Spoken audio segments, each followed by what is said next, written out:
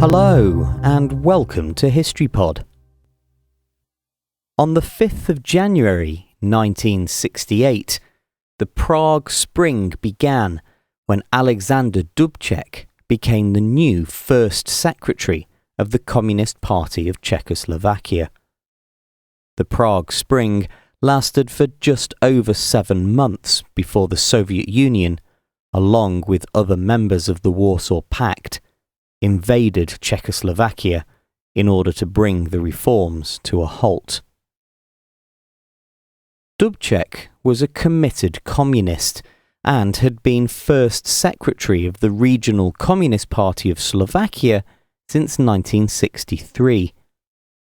However, he struggled to work with Antonín Novotný, the President of Czechoslovakia, under whose control the country experienced a slow and uneasy move towards destalinization, while simultaneously suffering a huge economic downturn. Frustrated by Novotny's failure to effectively restructure the country, Dubček and other reformists challenged him at a meeting of the Central Committee in October 1967. In response, Novotný secretly invited the Soviet leader Leonid Brezhnev to visit Czechoslovakia in order to secure his support.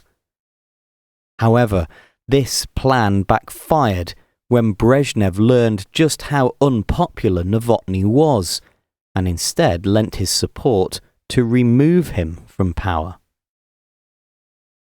Consequently, Dubček replaced Novotný as first secretary on the 5th of January 1968 and quickly began to introduce a series of political reforms.